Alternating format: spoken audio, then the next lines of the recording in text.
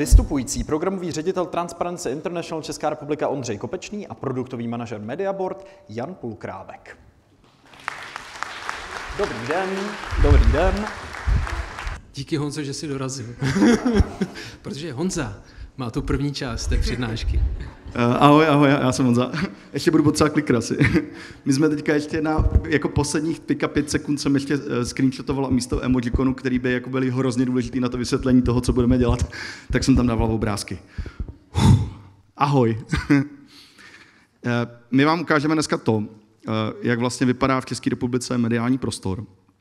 A zkusíme vám přiblížit pár jako událostí z minulosti, aby jsme si zazpomínali na to, co se taky může dít v našich volbách. Já jsem Honza Pulkrábek, jsem produktový manažer v Mediaboardu a starám se vlastně o celou aplikaci Mediaboardu. Ti, kteří neví, co dělá Mediaboard, tak my děláme mediální monitoring. To znamená, že my stahujeme veškerý mediální obsah v České republice, ať už je to tisk, ať už je to online, ať už je to televize, rádio, podcasty, sociální sítě, prostě všechno, co někdo napíše veřejně v České republice, tak my o tom víme. Děláme to i na Slovensku, děláme to v Polsku, v Chorvatsku a máme samozřejmě další zdroje. A teďka nechám představit se Ondřeje. Já tě nechám se vydechat. Dobrý den, Ondřej Kopečný. A říkám si, Honzo, že bychom měli říct taky takový disclaimer, a sice, že se budeme bavit trochu o politice. Sorry jako. No, o něm taky. Já jsem Ondřej Kopečný z Transparency International a možná znáte a především se zabýváme tím, že pomáháme odhalovat různé korupční kauzy nebo kauzy spojené s nekalým jednáním. Máme právní poradnu, kam se kdokoliv, kdo si myslí, že se s korupcí setkal, může podívat. Máme řadu projektů a jedním z nich, takovým dlouhodobým, od roku 2010 monitorujeme vlastně všechny takové ty hlavní volby, ať už jsou to prezidentské nebo právě parlamentní. Dáváme stranám, těm, které mají šanci se dostat do parlamentu, známky. Můžete se těšit, že na konci září vyjdou další známky právě před parlamentní volbami, které hodnotí, jak jsou strany transparentní z hlediska financování svých kampaní, jestli dodržují ta pravidla, jestli jsou ochotné jít v té transparentnosti trošku dál, protože ta naše skutečnost ukazuje, že když je někdo netransparentní v kampani, tak pak je netransparentní i v té politice. A vlastně, když přišla tahle ta nabídka podívat se na vlastně mediální kauzy, o kterých se v minulosti mluvilo, že ovlivnili vlastně výsledky voleb skrz to, kolik zabrali mediálního prostoru, tak jsme vlastně potom hrábli, protože to je velmi zajímavé téma, které nás zajímá, protože v transparenci pro nás ta transparentnost je hlavně o tom, aby občané, voliči měli pokud možno neskreslená a úplná data. To, jak pak s nimi naloží, jak se rozhodnou, to je na nich, ale důležité je, aby nikdo příliš nebo aspoň vůbec, pokud možno, ale když už, tak ne příliš manipuloval s tím, co se k ním dostane a vlastně nepřehlušoval právě třeba před volbama některá ta důležitá témata, která se kvůli nějakým nafouknutým, přifouknutým kauzám, které tady uvidíte, nebo se teď budeme snažit vysvětlit, jak to myslíme, tak, aby se k ním nedostaly ty podstatné informace. A teď už, jak to vypadá v tom mediálním prostoru, jak ho měřit, tak to už zase řekne Honza. Děkuju. Si to tadyhle hezky budeme předávat. Co je dnešní cíl? Dnešní cíl vám bude ukázat vlastně, jako, jak některé minulý volební kauzy fungovaly. A to, co je unikátní a to, co můžeme dělat vlastně my, anebo jediná vlastně naše česká konkurence v rámci České republiky je, že my nejenom, že jako chápeme ten prostor, ale my tomu dáváme i nějakou velikost. To znamená, my máme nějaký data, které nám ukazují to, jak ty jednotlivé zdroje jsou čtený. To znamená, není to jenom jako na závislosti toho, že si myslíme, že to jsou nějaké počty, ale máme nějaký relativně přesný data k tomu, aby jsme chápali to, jak to vlastně potom vypadá. Takže se na to dneska podíváme a doufáme, že si prostě připomenete pár věcí. Začneme tím, co jako myslíme my mediálním prostorem. Mediálním prostorem myslíme všechny články nebo nějaké prostě sdělení, které vyjdou v rámci České republiky. My jsme se zaměřili na 2 konkrétní zdroje, to znamená, že my jsme vzali pro tady tuhletu analýzu zdroje, které jsou pro nás dobrý, a to je online a tisk, protože u obou těch 2 zdrojů vlastně dokážeme udělat 2 důležité věci, a to je, že ty jednotlivé články se většinou týkají jednoho tématu, to znamená, jsou hezky jako ohraničený, kdežto třeba v televizních zprávách nebo v rádiu se to tak trochu jako míchá, protože zprávy prostě jako jedou a jich tam víc, ale taky máme relativně dobrý data. To znamená, že my víme u jednotlivých webů, U těch velkých to máme ze Spiru, to znamená z agentury, která vlastně jako monitoruje, kolik jako jednotlivý média mají čtenost online. A u tiskovin samozřejmě existují služby, které nám dodávají, že zrovna tady tohleto médium, zrovna tady tenhle ten výtisk měl cca takovou a takovou nákladovost. To znamená, že my máme informace o tom, kolik těch lidí vlastně nejenom tu informaci, kolik lidí tu informaci mohlo vidět. A budeme se bavit o něčem, co je metrika, kterou používáme, to je GRP. A GRP je vlastně 1% obyvatel. Jo, je to nějaký součet potenciálních kontaktů, přečtení. Ti z vás, kteří třeba mají marketing, tak to může být nějaký reach. My tady bavíme se o tom, že to je vlastně jakoby maximální množina lidí, kteří nějaký článek mohli vidět.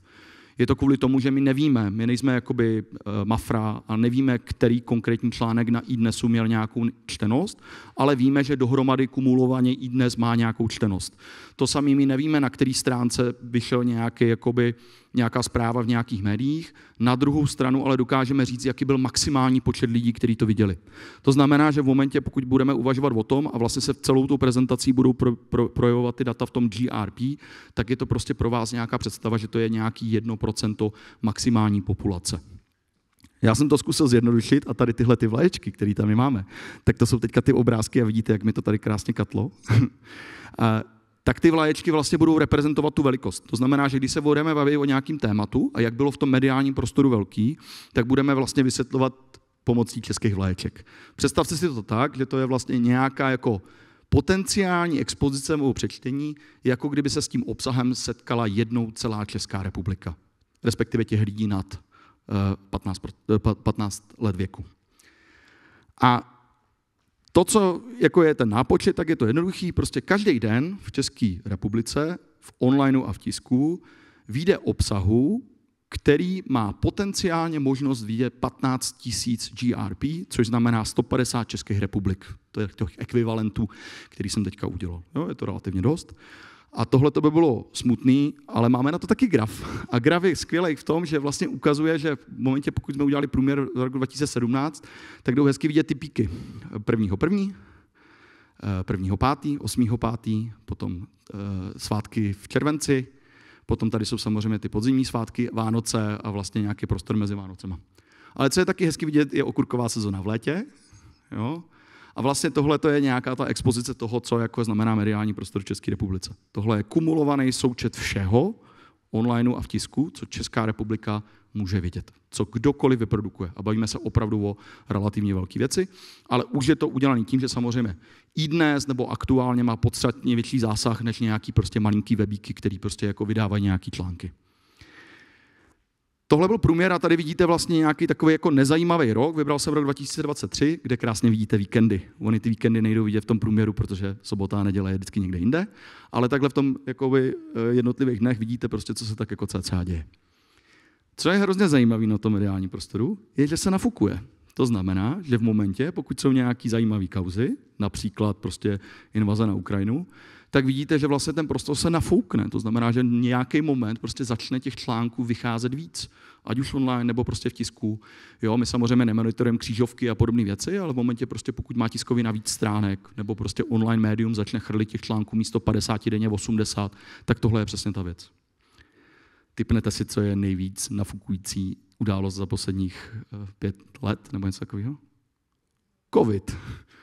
A tady vlastně vidíte, že ta, jako byl by řečeno, ne hysterie, ale vlastně všechna ta věc jako nafoukla ten prostor jako dlouhodobě, celý rok. Jo? Že vlastně tady tohle to trvalo od roku 2020 až někde do roku 2021. Ale je vlastně dobrý si uvědomit, že ten mediální prostor není stabilní, není statický, prostě nějakým způsobem se mění a dokáže se ovlivňovat, nebo respektive ty novináři prostě píšou o těch věcech tak, aby to ty lidi četli. Ještě tady mám vlastně ty ukázky, aby jsme si to spojili s těma volbama. Když se tady podíváte, tak je to vlastně standardní roky, není tam nic specifického. Co je hezký, je, že vlastně ty roky, které jsou volby, tak ty víkendy jsou samozřejmě víc medializovaný. To znamená, jde tam vidět nějaká jako oproti těm ostatním víkendům kolem toho. Jo, nepočítali jsme žádný odchylky nebo něco takového, ale myslím si, že to jde hezky vidět a je tam nějaký logický vysvětlení, proč by to tak mohlo být. Tak. Teď se dostaneme k nějakým datům, omlouvám se těm, kteří jako nejsou datoví. My jsme si chtěli jako udělat taky to, aby jsme ukázali, že jsme šikovní s tím, co zpracováváme. My těch dat máme fakt hodně. My jsme vzali vlastně celý náš archiv, který máme, který má několik prostě 1000 gigatera, kdo ví kolik. a vzali jsme se na to, že jsme potom ještě rozpadli ty jednotlivé roky 2017 a 2021, protože to byly ty, které nás zajímaly. Říkali jsme, že ideální článek obsahuje jedno téma, vyhodili jsme sociální sítě a televizi přesně kvůli tomu, že by to zkreslovalo ty data. Ono v televizi, když si to představíte, tak většinou jsou jenom ty top zprávy, prostě nevím, top prostě 5%, top 3%. Ale nás zajímá celý ten mediální prostor, nás zajímá celá ta expozice toho, co ty lidi dokážou nějakým způsobem v České republice zkonzumovat. Dohromady je to 5 milionů článků, vždycky kolem 2 milionů prostě za ten jeden rok. A my jsme vlastně dlouhodobě spolupracujeme s nezávislým fondem, teda Fondem pro nezávislou žurnalistiku, teďka nevím, jestli to říkám správně, omlouvám se případně, a vlastně ti nám pomáhají označovat média, který my uvádíme jako potenciálně dezinformační. My to budeme tady říkat, že to jsou dezinformační média, můžeme si to dovolit. Jenom upozorním, že jsme vyhodili články, které jsou kratší než 100 znaků, prostě kratší než Twitter message, nemá to sdělení, nedokázali bychom tam najít tu věc, která je správně. Co s tím děláme? My jsme se tady vlastně slyšeli od upliftingu, jak dělají embeddingy a jak je používají na vlastně multidimenzionální prostor a spojit vlastně ty články dokupy. My jsme udělali to samý, akorát jsme to udělali s těma 5 milionama článků, prostě s tom celém prostoru. Trvalo nám to několik týdnů napočítat. Vzali jsme na to nějaký open source model, který se nám projevil, že je jako nejlepší na tady tuhletu věc, protože nechceme vymýšlet kolo. Tady tohle je nějaký model, který přesně tady tuhletu kategorizaci článků dělá. Dokáže to dělat ve většině jazycích, například český. Udělali jsme ten embedding, tady jsou nějaké informace o tom, co to jako umí, případně je tady kolega vývojář, který to dělal, tady Tomáš, takže děkuji. A kdybyste se s ním chtěli pokecat o tom, jak to děláme, tak si můžete pokecat do hloubky. Já to prostě trochu přeskočím. Potom jsme to normalizovali, potom jsme to zkusili spojit do těch jednotlivých skupin a potom jsme vlastně použili tyhle ty skupiny na tu analýzu. My bychom to samozřejmě mohli dělat i na základě toho, co děláme standardně pro naše zákazníky, to znamená, že vybereme klíčové slova, akorát by to bylo nepřesný, protože vy vlastně nevíte, který ty klíčové slova do které skupiny mají patřit. Jo? Tady tímhletím způsobem ta podobnost těch článků je jiná. Tady je nějaký diagram, který to znázorňuje. Představte si to, že máme prostě nějaký text, protože jsme ho zachytili, scrapeli jsme ho z webu. Ten text jsme potom prohnali tady tímhletím modelem, ten model nám udělal nějaký embedding, ten embedding jsme nějakým způsobem prostě vzali a hledali jsme k tomu nějaké jakoby informace, které jsou potřeba. K tomu jsme udělali nějakou vlastně tu reprezentaci toho, že jsme vlastně ty články se snažili sklastrovat. Hráli jsme se s tím, jak ty klastry mají velký a potom jsme to obohatili tím, co máme u nás z těch informací o těch zdrojích, to je to GRP, který jsem ukazoval předtím. To jsou ty české vlaječky. Takhle to potom dopadne. Tohle je to tam jenom kvůli tomu, že to je cool, jako nemá to žádný jiný důvod, ale dokážete si to představit. Prostě my jsme, tady tohle je ten multidimenzionální prostor, převedený do 3D.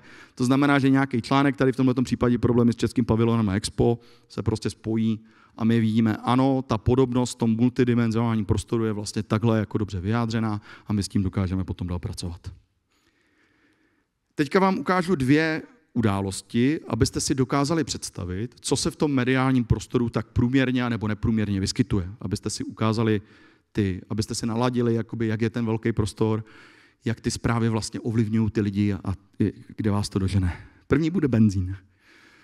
Benzín je super v tom, že vychází každý čtvrtek, protože ČTK dělá to, že prostě vždycky jako informuje konzumenty ČTK o tom, jako jaký jsou třeba ceny benzínu. To znamená, tady je krásně vidět graf, který vlastně je za celý rok 2021, tady to vidíte, tady je ta osa časová, a ty spajky jsou vlastně vždycky vynesený to GRP. To znamená, nejsou to počty článků, to je důležitý víc, ale je to vlastně ten potenciální maximální zásah téhletý jedné události, která tam je.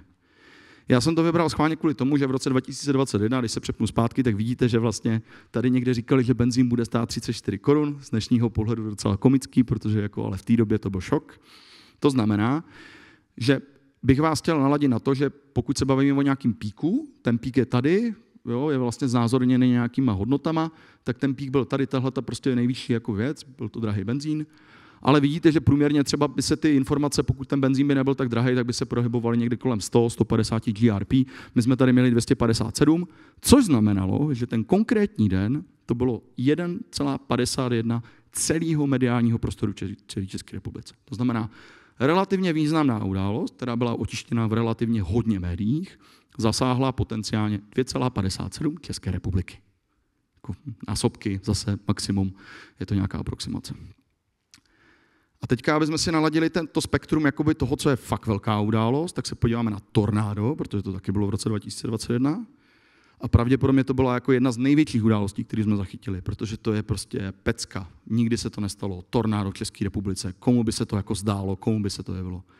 A když se podíváte, tak ten pík, který tam je, a jsou tady i označený nějaký dezinfomédia, o tom se potom budeme bavit, tak ten pík tady těchto věcí, který se tady projevil, tak byl skoro 15% toho mediálního prostoru, protože za ten konkrétní den, a vidíte, jak ta událost potom jako vlastně fungovala dál, protože se o tom psalo ještě dalšího půl roku a podobné věci, tak vlastně dokážete se podívat na to, že prostě ten pík byl obrovský. To znamená, já jsem to tady vždycky vyjádřím, ty další události, o kterých bude potom už mluvit erudovaný kolega Ondřej, tak jsem tady vyjádřil vždycky prostě v těch násobcích České republiky, ale taky v počtech benzínu. Takže když si představíte, jako, že ten benzín by pro nás byl nějaká jako odrazová laťka, tak to bude ten zásah, který to bude mít. Takže tak. A teďka ti zase předám slovo a klikr. Já jsem sám zvědavý, co je ten příští slide. A to je ještě na tebe. Já jsem na něj zapomněl, to jsem dělal ráno. Ono totiž vlastně Voxpot udělal teďka nedávno, týden předtím, jako analýzu vlastně jako dezinfo článku, jak vycházejí. Ale ten problém, který vlastně oni mají, je, že oni nemají ty dosahy. Oni vlastně nemají představu o tom, který ty jednotlivé média vlastně jako jsou. To znamená, že oni vlastně vydávají graf, který je počet těch článků. A to je metrika, která na to zachycení toho, jak to může ovlivňovat ten veřejný prostor, je hrozně špatná, protože to jsou jenom počty. Když prostě spadne 1000 stromů v lese, stalo se něco, je to úplně to samé. To znamená, že není to o tom, kolik článků vydáte, ale je to o tom, kolik těch článků někdo zkonzumuje, nebo potenciálně zkonzumuje. Proto vlastně se budeme na to celý a všechno dívat z toho pohledu toho GRP, který má nějakou jako větší váhu, než jenom to, že řekneme OK, tak 5% jako počtu článků bylo v dezinfomédiích, tak to vypadá hrozně, ale ukážeme si, že vlastně ty procenta jsou hrozně maličký. A teď jsem pořád zvědavý, co bude ten další slide. Ale teď vlastně se chceme podívat na některé kauzy, o kterých se právě v souvislosti s minulými volbami hovoří, že mohly ovlivnit ty výsledky, a podíváme se i na jednu kauzu, o které se mluví, že možná ovlivní ty výsledky. A my vlastně jako rozeznáváme, protože ty mediální kauzy budou dost odlišné, ale nás zajímá, abychom si dneska v té přednášce, prezentaci nebo jako potom v té diskuzi následné vlastně uvědomili, že ty kauzy můžou být rozdílné a ta, která nás zajímá, která může ovlivnit ty volby nebo nějakým způsobem zmanipulovat třeba to, co se dostává do toho prostoru, nafouknout, přifouknout nějaké to téma, tak to my si tady pracovně to nazýváme jako mediální šrapnel, který si definujeme, a teď to myslím jako my s Honzou a dalším týmem, se kterým jsme konzultovali tu prezentaci, jako nějaký krátký, prudký výstřel pozornosti, kde jedno téma na pár dní obsadí neobvykle velký podíl mediálního prostoru a pak vyprchá. No a první takovou kauzu, možná si ještě vzpomenete, je z roku 2017, kterou právě považujeme za takový mediální šrapnel, takovou kauzu, která byla vlastně z ničeho, se najednou vyvinula do ohromných nebo do relativně velké velikosti, aspoň v tom mediálním prostoru, tak to je lithium. Já nevím, jestli si vzpomínáte, ale vlastně to byla kauza, která vypukla poměrně nevinně. My tady máme takovou časovou osu. Někdy v roce 2017, asi 14 dní před volbami, 2. října se objevila zpráva, že Ministerstvo průmyslu a obchodu podepsalo nezávazné memorandum o průzkumu těžby lithia na Cínovci. V podstatě o tom psali, spíše to by mě když tak doplnil Honza, spíše regionální deník jako Mostecký deník a tak dále. Nikoho to moc úplně nezajímalo, nicméně tady vidíme, že se tam už začalo objevovat nějaké povědomí. Pak to vlastně utichlo, dobře, podepsal jsem memorandum, ale pak se stalo někdy o 2 dny později, že Ironet, který pokládáme za dezinformační médium, o tom vydal takový velmi burcující článek, já si překliknu, jenom abyste viděli, prostě najednou rámování, megatunel, 3 biliony, prodává se to do zahraničí, český občané přicházejí o bohatství, tady se tuneluje a tak dále, takže takový jako hodně alarmistický. Samozřejmě, jak dezinformace bývají, nasedají na nějaký jako reálný podvozek, ale jako přifukují a dostává se k tomu prostě řada dalšího balastu, která už není ničím podložená.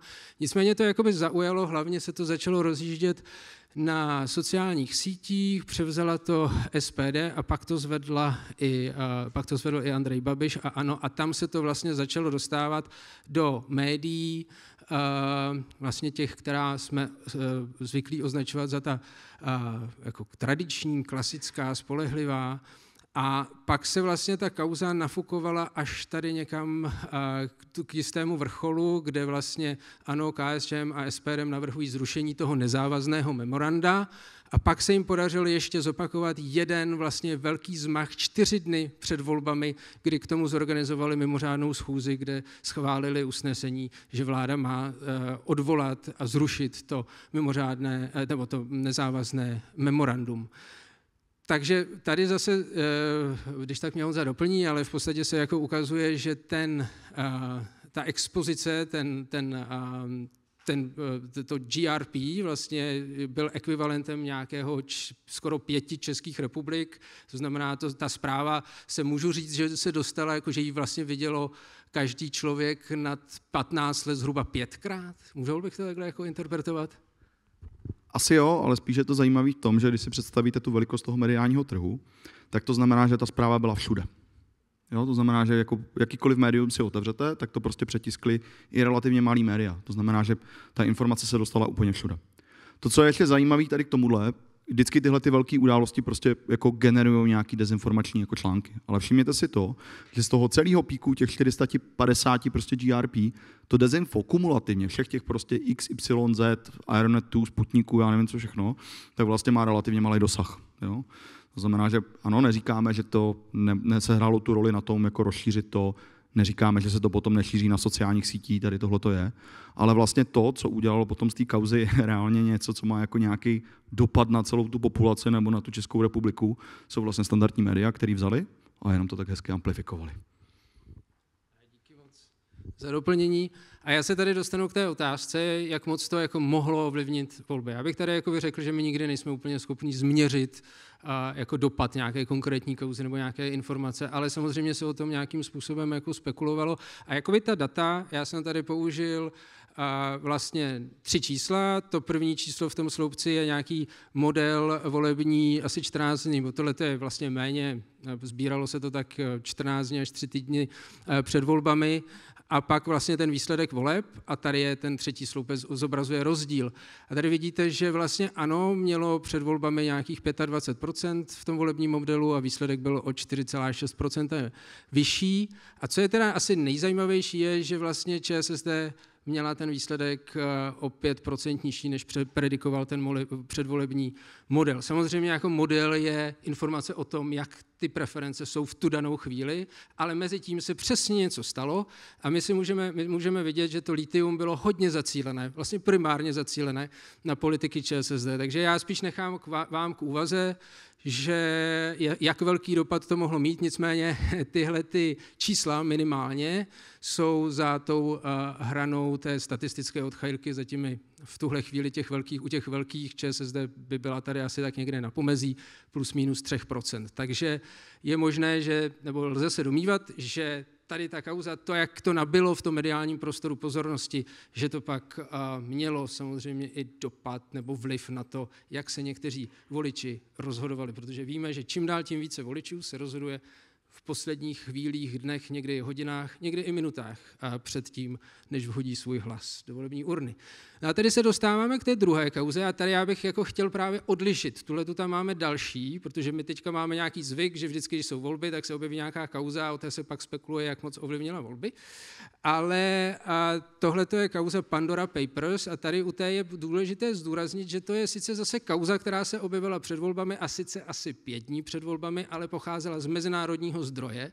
Šlo v podstatě o práci asi 600 novinářů z Mezinárodního konsorcia investigativních novinářů a ti opravdu nenačasovali vydání téhle zprávy kvůli českým volbám 4 dny před českými volbami. Navíc v těch odhalených materiálech, kterých bylo asi 12 milionů, které analyzovali, tak bylo stovky až tisíce lidí, mezi nimi 400 lidí, kteří byli politici z různých zemí, celebrity světové, sportovci a tak dále. Všichni ukrývali své majetky v offshorech, což bohatí lidé dělají kvůli tomu, aby ušetřili na daních. a pak jsou tam nějací lidé, většinou ti zlí, různí diktátoři nebo mafiáni, kteří to dělají kvůli tomu, že mají prostě své příjmy z trestné činnosti a ty samozřejmě nemohou nikde přiznávat. Nicméně v téhle síti, v téhle zprávě uvízl i Andrej Babiš kvůli své nemovitosti, kterou nejdřív vůbec samozřejmě nevlastnil, jak se vyjádřil 3.10. žádný zámek Chateau Bigot na francouzské riviéře nemám. Pak si vzpomněl, že vlastně ho sice nevlastní, ale realitní kancelář mu doporučila, aby ho koupil přes advokáta a pak to byl právě on, kdo vlastně řekl, že to je všecko jenom účelovka a že ta podstata, proč to vychází, jsou volby a že vlastně nikoho přece nemůže zajímat, že nějaká 12 let stará transakce, kde nebyl v politice a je to jenom útok na jeho osobu před volbami. Nicméně jako u něj ten problém byl, že on samozřejmě byl bohatou a stále je bohatou osobou, mohl si ten zámeček koupit úplně napřímo, jako by to udělal každý z nás, prostě koupím mu zámeček, ale on to udělal přes 3 offshoreové společnosti. A to je právě to, co je na tom problematické, protože takhle se to jako normálně nedělá, respektive když se to dělá, tak je tam zatím něco shady, většinou. U těch bohatých lidí to bývá tak, že prostě chtějí ušetřit na daních, anebo nechtějí vědět, jaký majetek mají. Ale tím se vlastně Andrej Babiš docela otevřeně chlubí. No a tady se ale zase můžeme podívat, že ten zásah byl v podstatě i větší než lithium. Jo? A zase tady vidíme, že to teda vypuklo kratší dobu před volbami, zhruba ty 4-5 dní, docela rychle to naběhlo, pak to vlastně jakoby klesalo, volby jsou tady někde o 4 dny později. A zase, když chceme spekulovat, jaký to mělo dopad, tak si můžeme říct, že to asi nějaký dopad mohlo mít, protože vidíte, že ten výsledek, ano, se příliš nelišil od toho předvolebního modelu, zhruba těch 14 dní, nebo tady ještě o něco méně před volbami, takže to mohlo nějakým způsobem jako trošku jako poškodit tu kampaň v těch závěrečných hodinách, naopak to třeba mohlo trošku pošoupnout tu koalici Spolu, protože to trošku nasedalo na ten příběh toho antibabiše a tak dále. Nicméně jako pořád je dobré si připomínat ten rozdíl mezi těmi kauzami, jako je lithium a Pandora Papers. Hlavně je důležité hlídat vždycky ten zdroj, odkud to přišlo, jestli to načasování mohlo nějakým způsobem souviset s českými volbami, jestli to byly přesně, jestli to třeba vycházelo z těch zdrojů blízkých nějakým dezinformačním webům, kdo to pak pomáhal šířit, jestli to byli ti samotní politici, které strany a tak dále.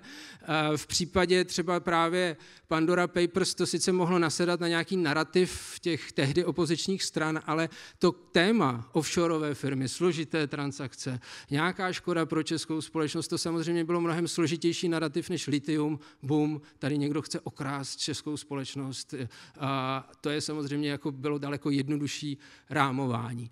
A v podstatě jako v případě i Pandora Papers se mluvilo o tom prostě ANO a Andrej Babiš už jsou na tom tak, že v okamžiku, kdy se útočí na Andreje Babiše, tak to naopak může mobilizovat jeho voliče, protože on velmi často se staví právě do té roli oběti. Takže jenom tady je důležité, abychom byli schopni rozeznávat ty kauzy, které prostě se objevují před těmi volbami a to neznamená, že když jsou volby, tak se nemá o těch kauzách mluvit, ale ne vždycky ty kauzy jsou úplně jako v uvozovkách čisté a je potřeba hlídat, odkud vlastně příští, odkud vychází, jak se šíří. No a teď je tady jedna taková dlouhodobá kauza, o které se hodně spekuluje. Já myslím, že ji nemusím moc připomínat, protože se o ní mluví vlastně pořád. A samozřejmě my nevíme, tohle není šrapnel, protože ona začala jako hodně dlouho před volbami, už někdy vlastně na konci května, zase nevinně. Ministerstvo se chtělo spravedlnosti, pan ministr Blažek se chtěl pochlubit, že získal 1 miliardu pro státní rozpočet, jenomže ji získal od vlastně trestně tehdy, už teda si odpykal svůj trest, nyní je zase trestně stíhaný pan Jiříkovský a nakonec se ukázalo, že celý ten dar byl nedar a vlastně s tím víc problémů než nějakého přínosu, ale tady zase vidíme na tom mediálním prostoru zatím ten pík jsme nepřekonali oproti tomu začátku, ale tak to pořád probublává. Naposledy tady byl takový větší vrchol v době noční razie u pana Jiřikovského, to je vlastně od té doby zase ve vazbě. No a čím to může být podobné, protože teď se nám schyluje k nějaké, zase ne teda mimořádné, ale po schůzi Poslanecké sněmovny 9. září a lze čekat, že se tam zase bude tahle kauze probírat a Bůh ví, co se ještě objeví. A zase tady vidíme, že ten zásah v době vlastně toho píku byl zase poměrně velký a teď uvidíme, co nás čeká. Ale tady je ještě porovnání těch témat, které nejdřív představoval Honza, jako ty, které jsou vlastně jako zabírají docela dost toho prostoru a byly vlastně podstatné, s těmi 3 kauzami, které jsme tady probrali trošku detailněji a vidíme, že vlastně Pandora zatím docela vedou. Ale co teď už se dostáváme k závěru, aby taky zbyl nějaký čas na dotazy.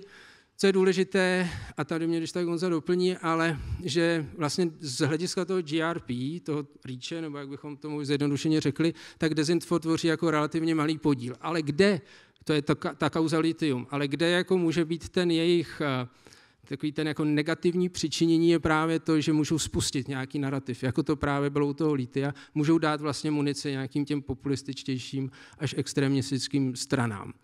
Standardní média, ale pak jakoby často jsou to vlastně ta standardní média, která se mohou podílet na přifukování a přiživování té kauzy prostě z toho důvodu, že potřebují prodávat ten svůj obsah, potřebují, aby na něj lidi klikali. Takže jako nechceme rozhodně vůbec zpochybňovat jako roli dezinformačních médií a dezinformací, je to velký problém, ale vlastně, když se bavíme o tom, co třeba pak zaujímá ten mediální prostor před volbami, tak častokrát to jsou hlavně ta tradiční média. Jo, tady teď teda nemluvíme třeba o sociálních sítích, ale když se bavíme o médiích, tak jsou to vlastně ta standardní.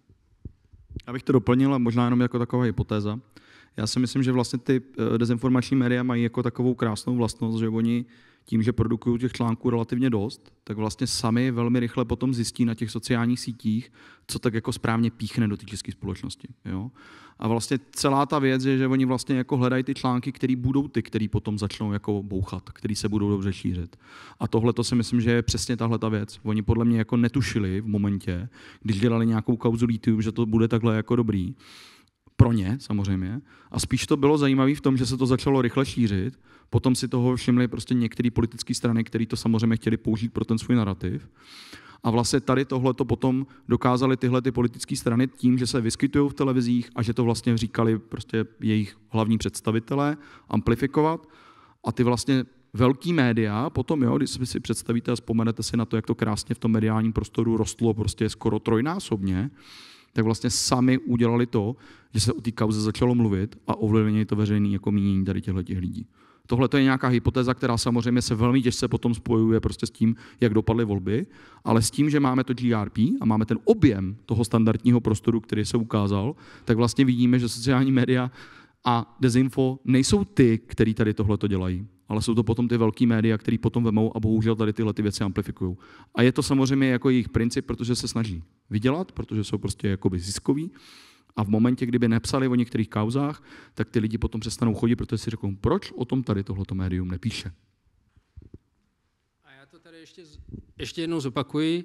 Nechceme kritizovat to zveřejňování kauz. Volby jsou tady každou chvíli, takže samozřejmě, když je nějaká důležitá kauza ve veřejném zájmu, je potřeba, aby se to bez ohledu na to, jestli jsou nebo nejsou volby, dostalo na veřejnost.